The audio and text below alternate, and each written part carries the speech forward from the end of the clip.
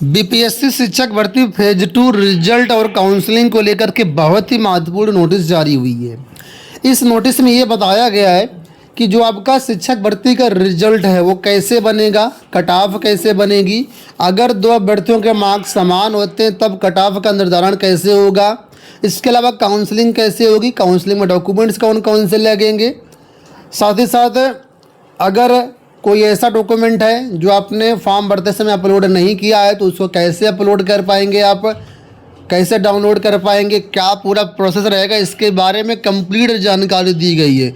3 page की ये PDF है जहाँ पर सारी चीज़ें बताई गई हैं।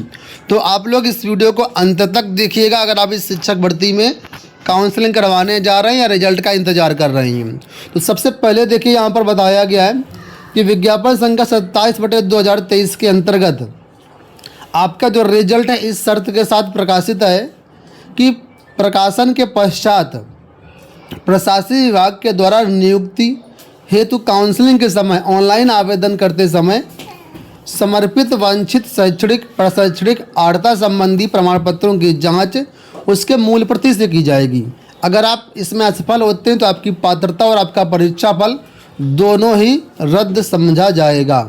तो यहाँ पर इसका मतलब ये है कि जैसे आप सपोज करो आपका रिजल्ट प्रकाशित होता है उसके बाद काउंसलिंग जब होती है तो कहा गया है कि आपने जो भी डॉक्यूमेंट्स ऑनलाइन आवेदन करते समय अपलोड किए होंगे वही सारे डॉक्यूमेंट्स आपको काउंसलिंग के समय मूल रूप से दिखाने होंगे।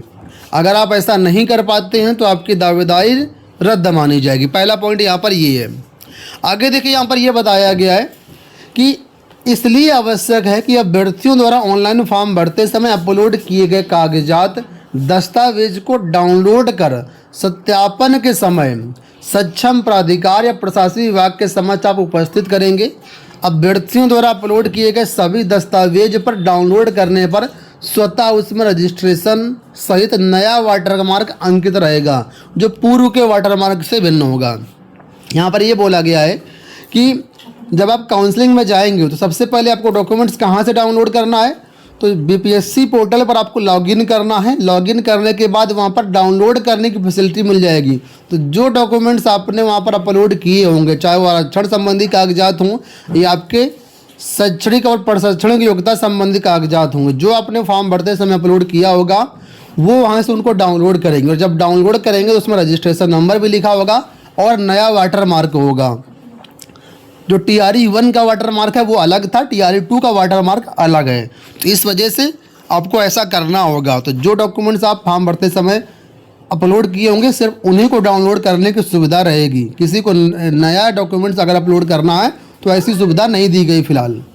आगे देखिए बोला गया है कि आयोग के वाटर मार्क के बिना कोई प्रमाण पत्र मान्य और स्वीकार नहीं होगा। अगर कोई नया प्रमाण पत्र अपलोड कर पुनः डाउनलोड कर जमा करने की व्यवस्था होती है तो प्रशासनिक विभाग इसमें अनुमति देगा, तभी अभ्यर्थियों को नए डॉक्यूमेंट्स अपलोड करने की सुविधा दी जाएगी और तभी उसको आप अपलोड करके डाउनलोड करेंगे, फिर काउंसलिंग के समय उपस्थित होंगे। ऐसी व्यवस्था रहेगी। इसके बाद बोला गया है जो भी अभ्यर्थी दिव्यांगता से संबंधित हैं या आरक्षण से संबंधित हैं या स्वास्थ्य से संबंधित हैं तो इनके प्रमाण पत्रों की जांच प्रशासनिक विभाग द्वारा करवाई जाएगी।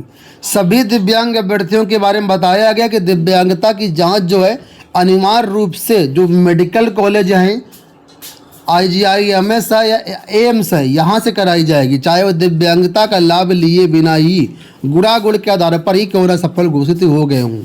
यानी कि यहाँ पर कहना ये मतलब अगर कोई दिव्यांग अभ्यर्थी है तो हम उसकी अलग से दिव्यांगता की जांच करवाएंगे, ठीक है, भले ही आपका चयन जनरल कट ऑफ से क्यों ना हो गया हो।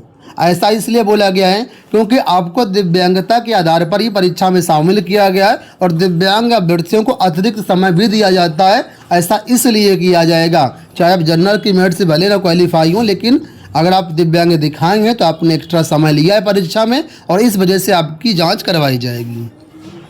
आगे बोला गया अगर जांच में कोई ऐसा अभ्यर्थी पाया जाता है जिसकी दिव्यांगता सही नहीं निकलती है या जो भी मानक है उससे मानक से कम दिव्यांगता निकलती है तो आप कदाचार की श्रेणी में माने जाएंगे और आपका परीक्षा फल रद्द कर दिया जाएगा और आपको दोषी मानते हुए आपके ऊपर कार्रवाई भी की जाएगी। तो ये यहाँ पर है। अब क्वालिफाइंग मार्क्स और कट ऑफ के बारे में जानकारी दी गई है। बोला गया कि जो नोटिफिकेशन है और जो कार्मिक एवं प्रशासनिक सुधार विभाग और इसके पत्रांक के अनुसार जो क्वालिफाइंग मार्क्स है वो सामान्य वर्ग के अभ्यर्थियों के लिए 40% है, पिछड़ा वर्ग के अभ्यर्थियों के लिए 36.5% है, अत्यंत पिछड़ा वर्ग के अभ्यर्थियों के लिए 34% है, SC ST महिलाओं के लिए और दिव्यांग उम्मीदवारों के लिए 32% पासिंग मार्क निर्धारित किया गया है। ठीक है, आगे बोला गया कि स्पष्ट है कि वैसे अभ्यर्थी जिनका प्राप्तांक इस निर्धारित न्यूनतम अर्धांक से कम होता है उनको मेधा सूची में शामिल नहीं किया जा सकता है, अतः उनका परीक्षा फल प्रकाशित नहीं किया जाएगा। अगर कोई ऐसा अभ्यर्थी जो इतने क्वालिफाइंग मार्क्स से कम लेकर के आता है तो वो फेल माना जाएगा और उसका रिजल्ट जारी नहीं किया जाएगा। आगे यहाँ पर बोला गया है कि सर्वप्रथम कौन सी सीटें भरी जाएंगी। तो बोला गया सबसे पहले अनारक्षित कोट की सीटें भरी जाएंगी। यदि अनारक्षित कोट की रिक्ति अधिक हो और आरक्षित कोट के योग्य अभ्यर्थियों की संख्या कम हो तो संभव है कि सभी आरक्षित कोट के योग्य अभ्यर्थी अनारक्षित कोट की रिक्तियों में सफल घोषित हो जाएंगे और ऐसी स्थिति में आरक्षित कोट की रिक्ति खाली रह जाएगी और इस कारण उसमें कोई कटाव नहीं बनेगा और इसके लिए वहाँ पर NA लिखा होगा। तो जो रिजल्ट में लिखा होगा उसके बारे में एक्सप्लेनेशन किया गया है। आगे यहाँ पर देखिए बताया गया कि अगर कोई अभ्यर्थी जो है जिसके मार्क्स समान हो जाते हैं, मेधा सूची में जो मार्क्स समान हो जाते हैं तो दो अभ्यर्थियों के मार्क्स एक तरीके टाई हो जाते हैं, तब कैसे यहाँ पर रिजल्ट बनाया जाए, किसको वरीयता मिलेगी। बोला गया है, ये देखिए बोला गया है यहाँ पर कि लिखित परीक्षा के कुल प्राप्तांक, इसमें भाषा के क्वालिफाइंग मार्क्स होने के कारण उसको छोड़ दिया जाएगा क्योंकि भाषा के मार्क्स मेरिट में नहीं जोड़े जाएंगे, प्राथमिक भर्ती में केवल शायद जोड़े जाएंगे, बाकी में किसी में नहीं जोड़े जाएंगे। तो बोला गया 120 नंबर के आधार पर ही मेरिट बनाई गई है। आगे बोला गया कुल प्राप्तांक समान होने की स्थिति में चयनित विषय के मुख्य खंड भाग 3 अर्थात अंतिम 80 प्रश्नों के प्राप्तांक का उपयोग प्रथम टाई ब्रेकर के रूप में किया गया है, परंतु 1 से 5 तक के जो भी अभ्यर्थी हैं उसमें भाग 3 नहीं है, इसलिए यहाँ पर कोई टाई ब्रेकर 1 नहीं रहेगा। आगे बोला गया टाई ब्रेकर 2 कैसे रहेगा। तो यहाँ बोला गया टाई ब्रेकर जो है 1 के समान होने के बाद जो है टाई ब्रेकर 2 आएगा, जिसमें भाषा भाग के प्राप्तांक का उपयोग कक्षा 1 से 5 के लिए किया गया है। इसके बाद यहाँ पर और रूल्स बताए गए, साथ बताया गया है सबसे लास्ट में टाई ब्रेकर 3 और टाई ब्रेकर 4 के रूप में अभ्यर्थी का उम्र और अभ्यर्थी का नाम, ठीक है, देवनागरी लिपि में वर्णमाला के अनुसार उनके नाम को वरीयता दी गई है। तो ये यहाँ पर टाई ब्रेकर 1, 2 का 3, 4 का मतलब है अगर किसी कैंडिडेट के मार्क्स समान होते हैं तब टाई ब्रेकर 1, 2, 3, 4 का उपयोग किया जाएगा।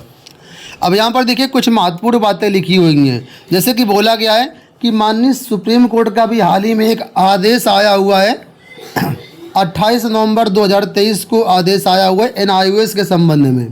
तो यहाँ पर बोला गया 18 महीने का जो NIOS कोर्स है उसको समाप्त कर दिया गया, उसकी मान्यता खत्म कर दी गई, मतलब ये अभ्यर्थी इस भर्ती से बाहर कर दिए गए हैं।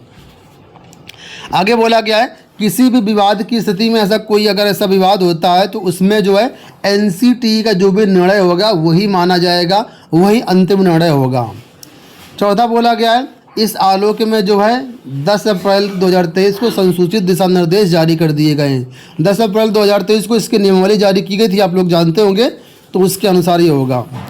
अगर फिर भी कोई मामला यहाँ बचता है तो जो भी सर्वोच्च न्यायालय, सक्षम न्यायालय इस पर आदेश देते हैं तो उसके हिसाब से जो परीक्षा फल है वो प्रभावित होगा।